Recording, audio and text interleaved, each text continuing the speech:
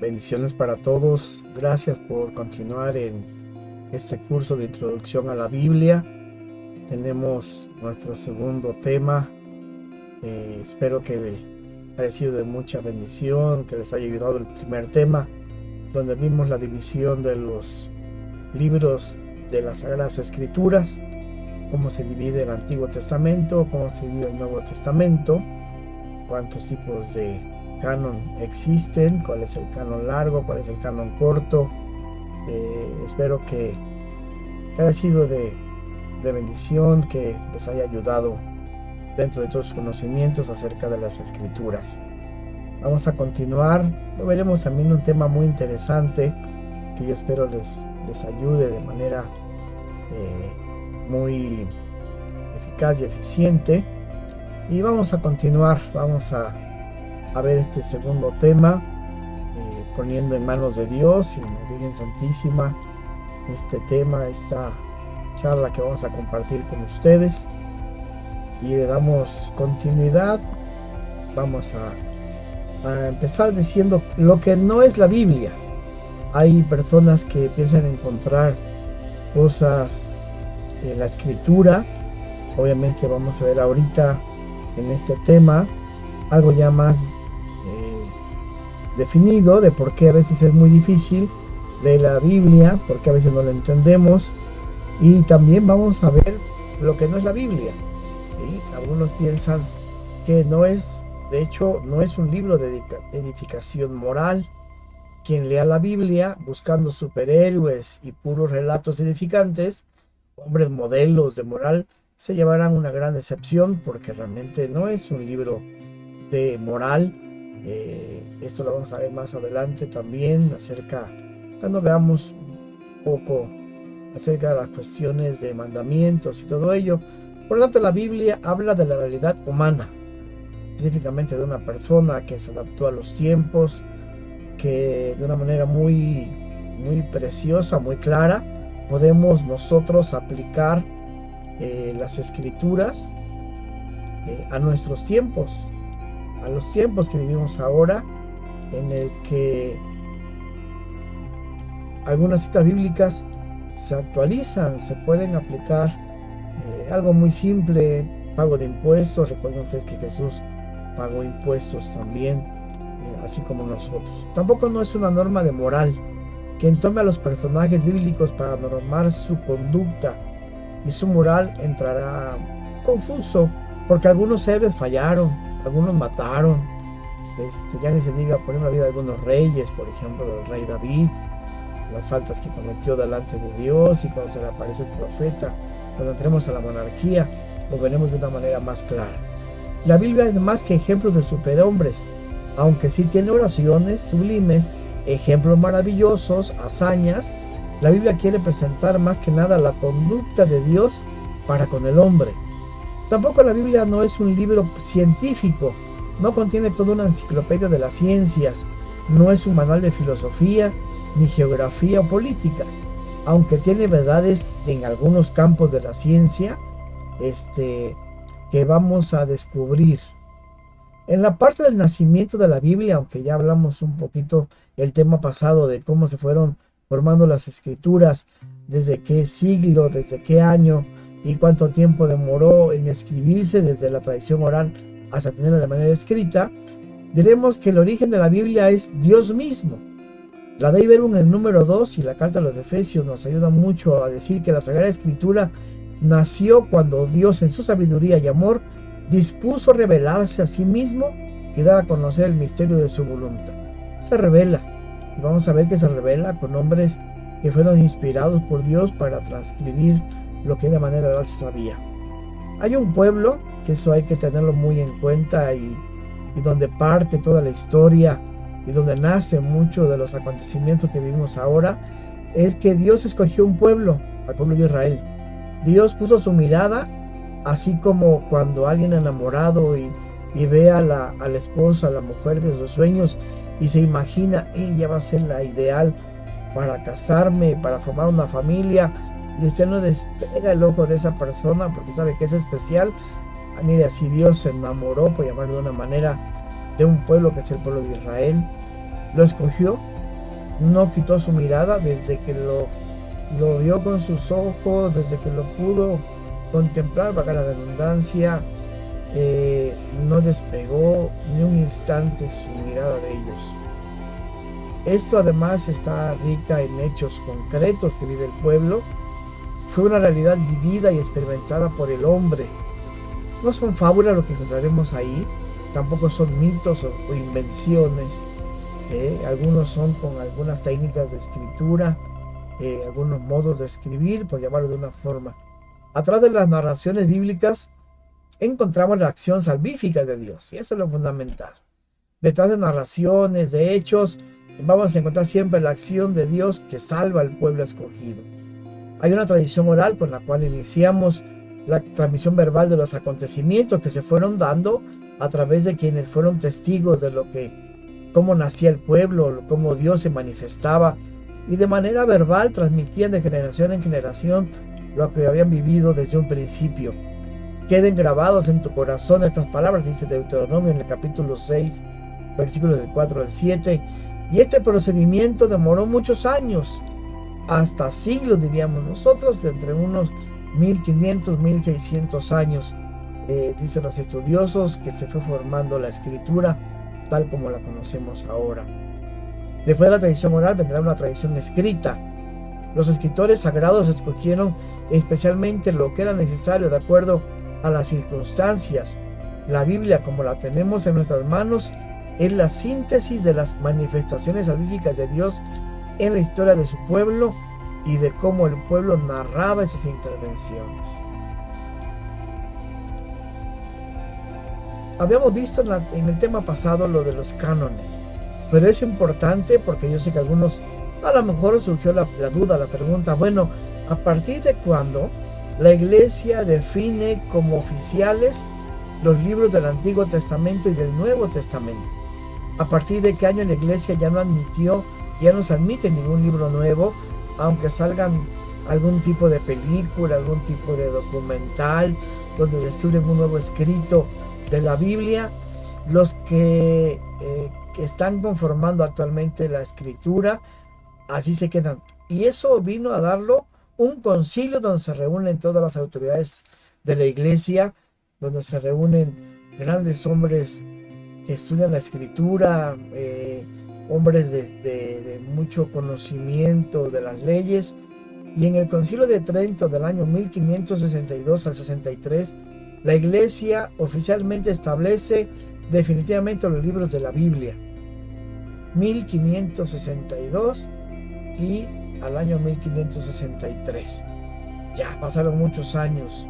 Estos criterios para incluir los 73 libros del canon alejandrino, es decir, del canon largo, fueron los siguientes: que fueran escritos por un apóstol o un discípulo, que se utilizaran en la liturgia de las iglesias apostólicas, es decir, las que son descendientes de los apóstoles, de aquellos primeros hombres que dieron su vida y su testimonio y transmitían los conocimientos que habían vivido, conocido, que habían estado con Jesús durante 3 años y un poco más después de que se les aparece, después de la resurrección. Ellos forman estas iglesias apostólicas en Roma, en Corinto, en Jerusalén, Antioquía, etc. Y el último criterio, que estuvieran en conformidad con la fe católica recibida de los apóstoles. Recuerdan cuando decimos de los libros apócrifos, es que en ese sentido, estos libros apócrifos, ahora sí podemos decir, no cumplen estos criterios por los cuales se utilizaron para incluirlos en el Concilio de Trento y quedaran establecidos en el canon alejandrino. Para los criterios del canon corto, de 66 libros, hay otros criterios bien importantes. Uno, que fueran escritos en hebreo. Otro, que los mencionara Esdras. Y por último, que fueran sucesos realizados en Palestina. Recuerden que había 2 lugares donde estaban los escritos: Alejandría y Palestina. Aquí pongo un ejemplo, ya que hemos visto cómo se conforman los libros de la escritura, cómo están conformados y cuándo fueron ya puestos de manera formal. A veces, cuando encontramos una cita bíblica, habrá algunas denominaciones, habrá alguna forma de la escritura de cómo se abrevia para el significado y para saber qué nos están pidiendo que leamos o cuál es el escrito que está marcado ahí. Por ejemplo, tenemos aquí cuando ponemos la abreviatura de San Juan, que en este caso siempre será JN, capítulo 3,5, es decir, JN 3,5 significa, y se lee así, Evangelio de San Juan, luego está el capítulo que es el 3 y luego el versículo que es el 5. Luego tenemos con un guión que define Evangelio de San Juan, capítulo 3, versículos del 5 al 7. Por eso este guión nos ayuda el rango de lectura en el caso de los versículos. Vamos viendo que siempre habrá primero un capítulo, o en este caso primero el nombre del evangelio o el nombre del escrito, luego el capítulo, la coma y luego el versículo. Pero podemos tener también puntos. ¿Qué significa cuando hay puntos? Bueno, en este caso tenemos Evangelio de San Juan, capítulo 3, que es el que está primero, coma, luego vendrá el versículo 5, el versículo 9 y el versículo 11. Son versículos salteados, no como que tenemos el guión que significa del 5 al 7. Luego tenemos otro siguiente ejemplo, que en este caso, lo primero recuerden es el libro, que aquí está el Evangelio de Juan, o Evangelio de San Juan, luego capítulo del 3 al 5. Aquí no hay versículos, nos piden leer capítulo 3, capítulo 4 y capítulo 5. Luego más abajo tenemos lo que es una letra, nuevamente la letra S, se lee de la siguiente forma: Evangelio de San Juan, capítulo 3, versículo 5 y siguiente, es decir, el 6. Luego tenemos dos S, se lee de la siguiente forma: Evangelio de San Juan, capítulo 3, versículos 3 y siguientes, es decir, todos los versículos siguientes del capítulo 3. Y por último, tenemos ya algunas letras y un punto y coma que hemos agregado aquí. ¿Qué significa? Que del mismo libro o del mismo evangelio o de dos citas distintas, dice, cuando los versículos son muy grandes y se dividen por punto y coma, es decir, Evangelio de San Juan, capítulo 3, versículo 5, algunas Biblias traen una letra indicando el versículo exactamente, y también leeremos el Evangelio de San Juan, capítulo 3, versículo 5. Entonces, inciso B, el primero es el A y el segundo es el B. Hay Biblias que traen letras dentro de su contenido y eso es lo que significan las letras. Pasamos a la fecha de nacimiento de la escritura, en donde vamos a leer que los acontecimientos más importantes datan del siglo XIX antes de Cristo, que son los documentados. Hay otras cosas, hay otros escritos que vienen antes de este siglo, que de hecho lo vamos a ver en la Biblia, pero que no están documentados. Son sucesos que no existe una manera de comprobar. De manera muy concreta, vamos a hablar de fechas bien documentadas a partir de la aparición de Abraham, el primer patriarca, y entramos de lleno con él en el periodo patriarcal. Los capítulos anteriores escapan a todo control de fechas y documentos. No sé desde cómo se hace la creación del mundo, el arca de Noé, cómo va surgiendo el pueblo de Israel, etcétera, etcétera. Luego viene la tradición oral, es tan antigua como el acontecimiento mismo. La tradición oral convierte a Abraham como padre de la fe y padre de la tradición oral. Luego entra la tradición escrita. Podemos decir que Moisés utilizó la escritura. Ahí lo vamos a poder encontrar en el libro del Éxodo, capítulo 34, versículo 38. Entre los más antiguos escritos ya comprobados tenemos el Cántico de Lamec, que está en Génesis capítulo 4, las bendiciones de Noé en el libro del Génesis capítulo 9, en el Decálogo, los 10 mandamientos, lo tendremos en dos escrituras, dos libros, libro del Éxodo capítulo 20 del 1 al 7 y la otra parte en Deuteronomio del capítulo 5 versículos del 6 al 11. El Evangelio de Marcos se escribe después de 30 años de predicación apostólica, es el Evangelio más antiguo, aunque veremos por qué. Y ustedes dirán, oye, pero mi Biblia tengo primero el Evangelio de Mateo. ¿Qué no significa que es el más antiguo? Tenemos en un esquema en unas siguientes láminas. Los últimos escritos del Nuevo Testamento se consignan por escrito al final del primer siglo de nuestra era. Aquí está la síntesis sobre el problema, o diríamos de una manera concreta, sobre la cuestión de los libros sinópticos o evangelios sinópticos. Vamos a empezar mencionando que a partir del año 30 es cuando empiezan a hacerse algunos escritos. Vendrán las tradiciones orales, primeramente. Después de la tradición oral, todo aquello se compartía de boca en boca. La mejor publicidad que tenemos hasta en la actualidad es la tradición oral, transmitir algo de manera oral, que pronto se consignan por escrito. De esta tradición escrita procede lo siguiente. A ver si damos a entender ese esquema maravilloso. De la tradición escrita surge un primer evangelio llamado el Mateo arameo. Está escrito totalmente en arameo, la lengua de Jesús. Jesús conocía esta lengua, aproximadamente entre el año 40 a 50. A su vez también proceden unas fuentes suplementarias en arameo, que no sabemos a quién se le atribuyen, pero en los escritos también que aparecen por ahí, le vamos a llamar fuentes suplementarias en arameo, también en el mismo año, mismo periodo. Del Mateo, en arameo, en estos años, se deriva una traducción al griego.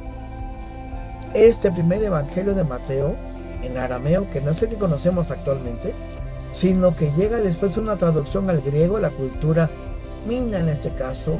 Los griegos tienen una influencia fundamental en el periodo del pueblo de Israel, que reciben estas traducciones al griego, y de los cuales, de este Mateo arameo que se traduce al griego, primeramente vamos a encontrar el Evangelio de San Marcos, que se escribe en el año 64, ya en griego, ya la traducción tal como la conocemos. Pero aparte de la traducción del griego, hay algo fundamental que también ayuda a Marcos en su escrito, que es el mismo Pedro. Pedro le va comentando a Marcos algunos sucesos que de manera personal él se los comunica, y entonces tenemos que el Evangelio de Marcos, que es el Evangelio más antiguo porque es el que se traduce primeramente al griego, que es la traducción que viene del Mateo arameo, más lo que le comenta Pedro, conformamos el Evangelio de Marcos en el año 64 aproximadamente. De este Evangelio de San Marcos, o de este evangelista, surgirá también, imagínense todo lo que involucra, Evangelio de Marcos, de todo lo que contrae ya por escrito, le agrega fuentes propias, obviamente de Lucas, y se conforma el Evangelio con fuentes propias del evangelista, más lo que le da Marcos, más las traducciones al griego. Tenemos el Evangelio tal como lo conocemos ahorita de San Lucas.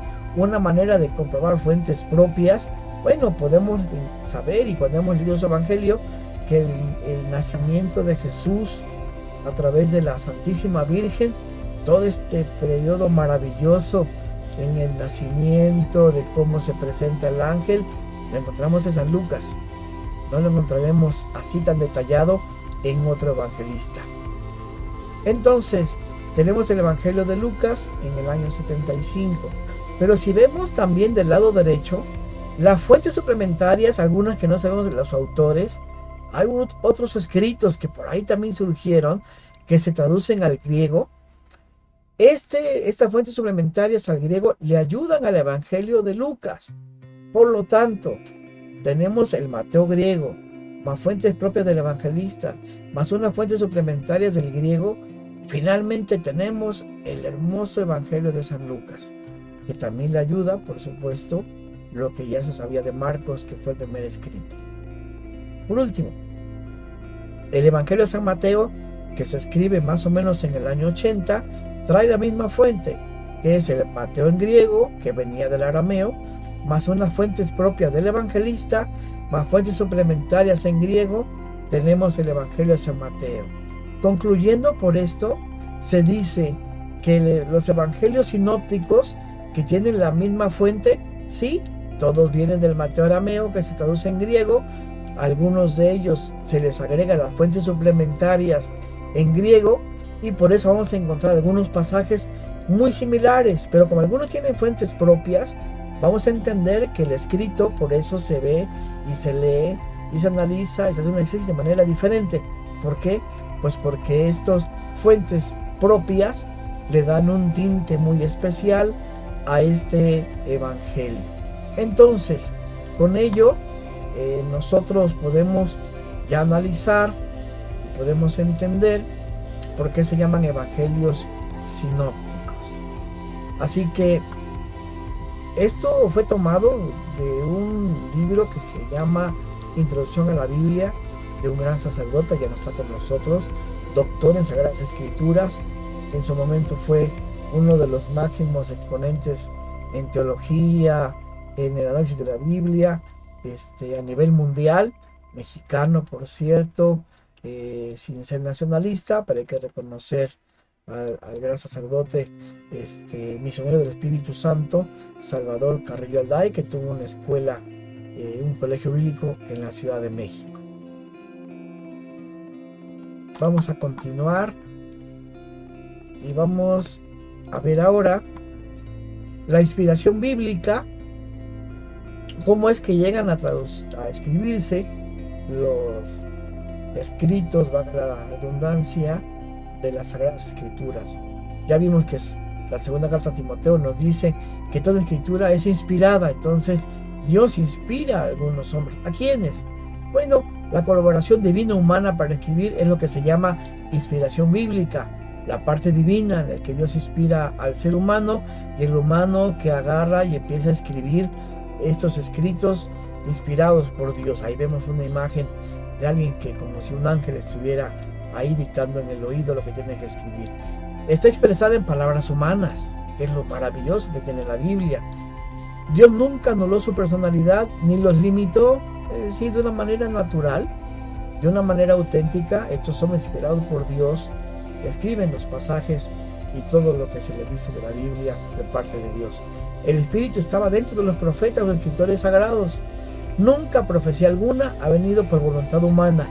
Es decir, en ningún momento la parte humana, que aquí está el misterio de lo que Dios inspira al hombre, pero nada de parte del hombre se traduce, se inscribe de puño y letra en la Biblia. Todo fue inspiración divina, nos lo dice la segunda carta de Pedro en el capítulo 1, versículo 21.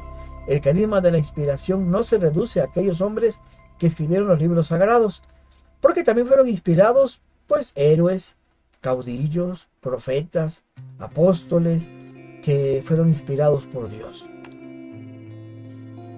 Por eso, cuando en un momento dijimos, ¿por qué es tan complicado y por qué a algunos se nos hace difícil leer la escritura? Bueno, porque el secreto para comprender un libro de la Biblia es leerlo en su perspectiva histórica, es decir, tomar tres cosas a consideración. Primero, tener en cuenta su sitio en la historia de la revelación, es decir, ubicar en la historia el escrito, es decir, en qué año. En la parte del siguiente criterio nos dice que hay que conocer el ambiente cultural, político, social y religioso en que fue escrito. Por supuesto, si nosotros nos ponemos a analizar cuando aparece Jesús en la vida pública por primera vez, hay que entender el ambiente cultural, político, social y religioso en el que Jesús se presenta. ¿Sí? Estaban los romanos, la cultura romana, los ciudadanos romanos, todo su imperio, era lo que predominaba en la época de Jesús. Por lo tanto, había que entender la cultura romana, cuáles eran su manera de vivir, su manera de ver, muy diferente a lo que el pueblo de Israel estaba viviendo. Lo político, qué les interesaba más al pueblo romano cuando estaban ahí dominando al pueblo de Israel, al pueblo elegido. Y en lo religioso, pues por supuesto totalmente distinto. Los romanos tenían sus dioses y contra eso tenían que luchar el pueblo de Israel, siendo un pueblo monoteísta, solamente hay un solo Dios. Eso lo vamos a analizar posteriormente. Y el último criterio es penetrar en la perspectiva del autor que lo escribió, indagando la finalidad que tuvo al escribir y el género literario que adoptó para comunicar su pensamiento. No es lo mismo el escrito de San Mateo, que le escribe específicamente a los judíos. Mateo conoce a la perfección toda la tradición judaica, las oraciones, todas las leyes. Por lo tanto, su escrito tiene que ser para un pueblo que conoce específicamente, que es el pueblo romano, el pueblo judío. A sus hermanos les escribe Mateo. A diferencia de Lucas, por ejemplo, que es todo amor, toda bondad. Él, siendo médico, teniendo la vida en sus manos, su escrito va a ser totalmente distinto. El evangelio del Espíritu Santo, el evangelio de las grandes palabras de misericordia. Entonces, ahí es donde hay que entender lo que el autor le pone como sello característico. Hay unos personajes llamados soferines. ¿Quiénes son? El término hebreo que traduce copista es sofer, que alude a la acción de contar y registrar cada palabra. En el antiguo Israel, ser copista o escriba llegó a ser una profesión, y lo encontramos en el libro de Esdras, capítulo 7, versículo 6, y en el Salmo 45, versículo 1. Es decir, era una profesión copiar los escritos tal cual, así, ¿sí? de la palabra de Dios, en este caso de la Torá. Era una profesión muy importante y había grandes, veremos ahí, escuelas. Los copistas o soferines eran agentes profesionales que vivían entregados a su labor. Sentían profunda reverencia por las palabras que copiaban. Poco después de haberse escrito los originales, se tuvo la necesidad de realizarse copias. De hecho, que en esos tiempos no existía la tecnología que tenemos ahora, por supuesto. Las fotocopiadoras, lo que es tan fácil hacer ahora, sacaba una foto y las copias se hacían a mano. ¿Quiénes los hacían? Los soferines. Se puede considerar a los soferín como los predecesores de los masoretas. A su vez, los soferistas son herederos de los escribas que copiaron los rollos bíblicos en la época del exilio y post-exilio. Durante 500 años fueron los únicos autorizados. Hillel, que es un hombre muy importante que tiene una escuela en esas épocas del año 60 a.C. al 20 después de Cristo, era un soferín establecido en Jerusalén a finales del siglo I y que tuvo una gran escuela.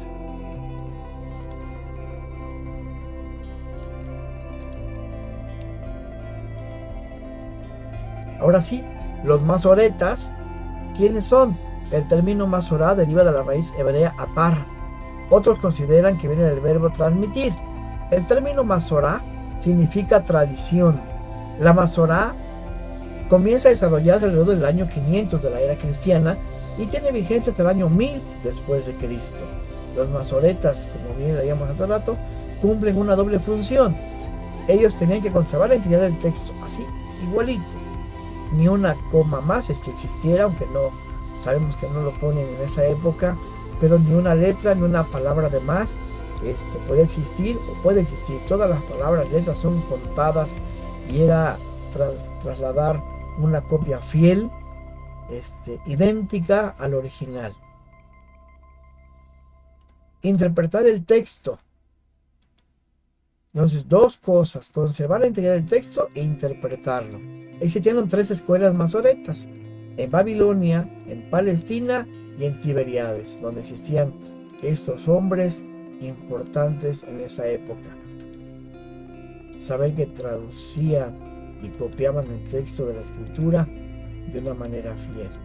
Condiciones, mira, que vale la pena mencionar las condiciones de los masoretas para preservar las escrituras.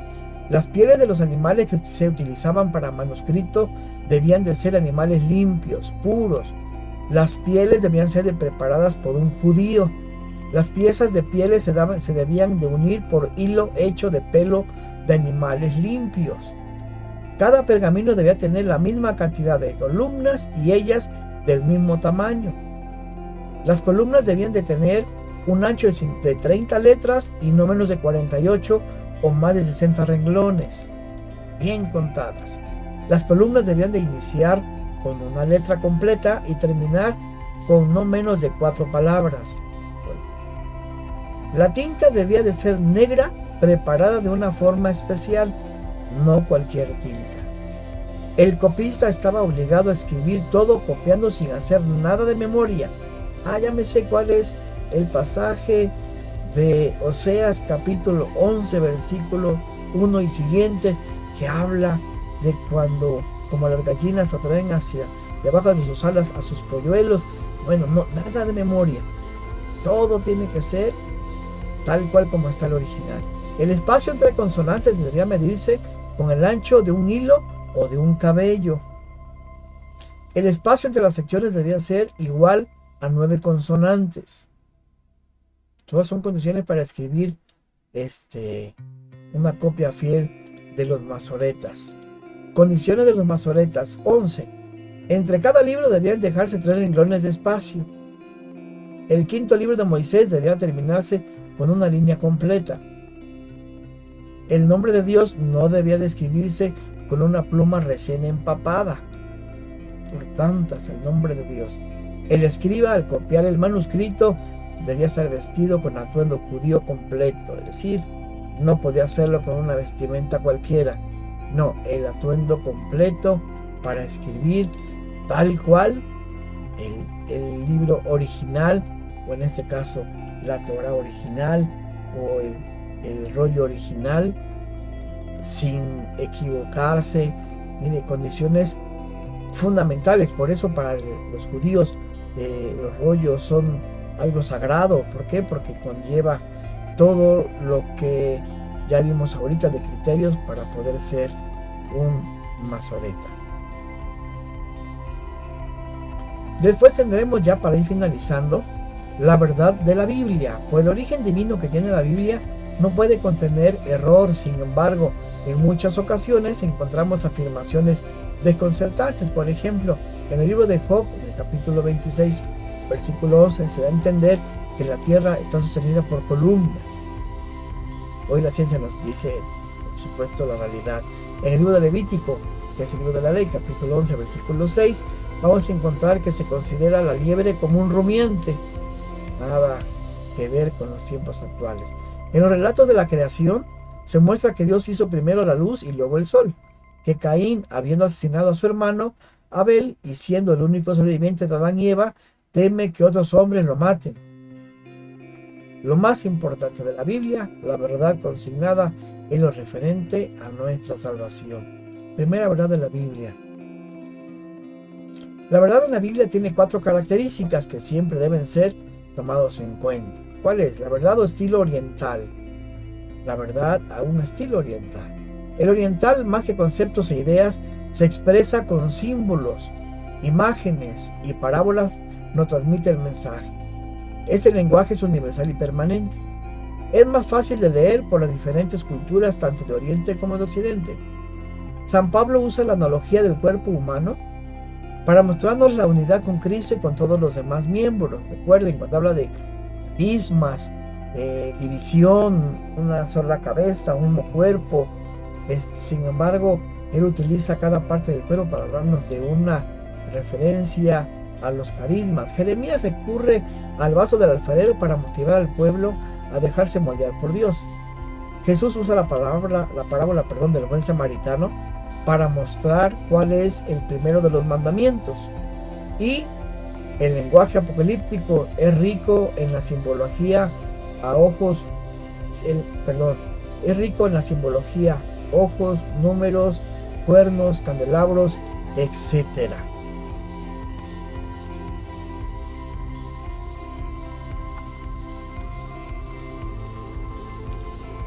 Continuamos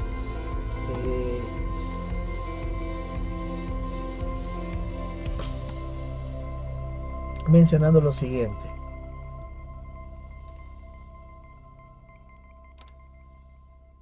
La verdad en la Biblia tiene 4 características. La siguiente es la verdad teológica.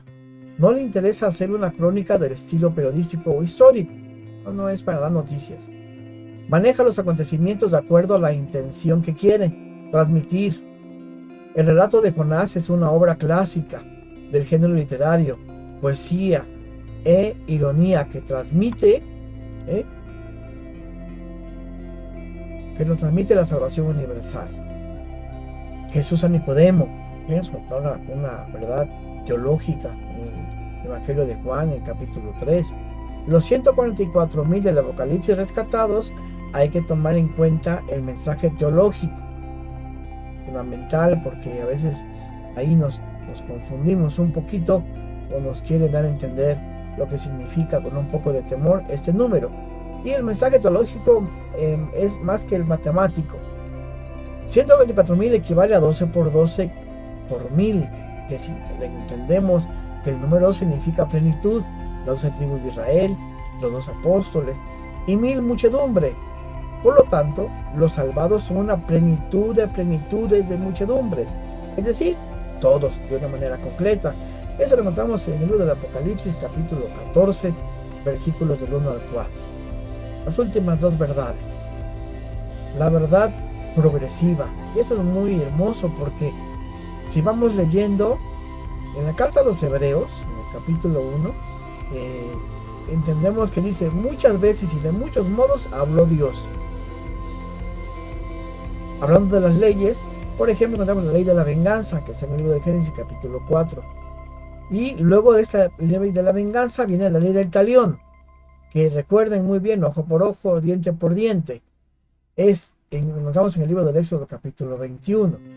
Esta verdad progresiva, que empieza con la venganza, la ley del talión, luego viene cambiada automáticamente. Dice: amarás a tu prójimo. Ya lo encontramos en el libro de Levítico. Ya no dice que nada más le pegues si el que te pega, o si es que te quita un brazo, que tienes derecho también a quitar un brazo. En esta revelación, verdad progresiva, va avanzando esta verdad hasta llegar a las épocas de Jesús, en el tiempo de Jesús, en el Nuevo Testamento, donde ya la verdad progresiva dice: ahora ámense los unos a los otros, nos dice el Evangelio de Juan, capítulo 13. Cómo inició con una ley de venganza, pero cómo termina: ámense los unos a los otros. Recordemos muy bien cuando ahí nos dice que si alguien te pide el manto, dale la túnica. Si alguien te pega en una mejilla derecha, ponle la izquierda. ¿Cómo ha cambiado esa verdad progresiva? Y ahí lo entendemos perfectamente bien. La verdad está en toda la Biblia como conjunto, no en un solo pasaje. Es decir, tenemos que ir viendo paso por paso las revelaciones en algunos pasajes escritos. Por último, vamos diciendo que hay una verdad expresada en palabras humanas. Ninguna palabra humana alcanza a expresar adecuadamente lo que Dios es. San Pablo, que por revelación se adentró en el misterio de Dios, dice que oyó palabras inefables que el hombre no puede pronunciar. Dios oye, ve, siente y hasta se arrepiente, pero en realidad son solo aproximaciones humanas. En las experiencias místicas de Moisés, Isaías o Pablo se nos relata que vieron y oyeron a Dios, pero en realidad a Dios nadie lo ha visto ni le puede escuchar jamás. Así llegaba a decir: quien ve a Dios, pues se muere. Yo creo que de la impresión, y así debería de ser. Jesús se presenta como la puerta, la luz o la vid, el cordero o el león, pero en realidad Jesús supera el significado material de estos términos. Va mucho más de las palabras expresadas de manera humana.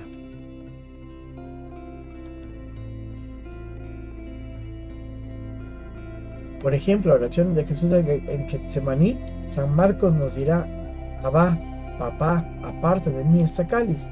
Mateo nos dice algo distinto, aunque muy parecido, ya lo vimos por ser un evangelio sinóptico: Padre mío, si es posible, aparta de mí este cáliz. Y luego San Lucas: si quieres, aparta de mí este cáliz. La riqueza a veces de encontrar el pasaje con una expresión distinta, hay la riqueza de verlo en diferentes evangelistas. No existe contradicción, sino se complementa. Por ejemplo, la oración de Jesús tenía las 3 características. Finalizo diciendo algo que en las Biblias, sobre todo las católicas, hay algo bien importante de mencionar.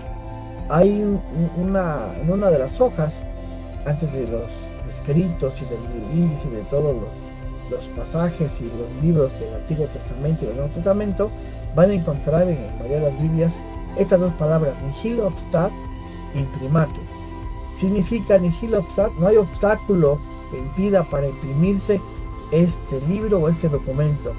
Y aunado a eso, dice el imprimatur, que avala esta impresión y le da legalidad o le da formalidad o le da un respaldo en un sentido de iglesia, un cardenal, alguien dedicado a la cuestión de las Sagradas Escrituras. Y es algo importante, ¿vale? Le da pie a decir que su Biblia pues es una Biblia católica. Por supuesto, las Biblias, algunas protestantes o de otros hermanos de denominaciones distintas, no tendrán estos dos grandes títulos.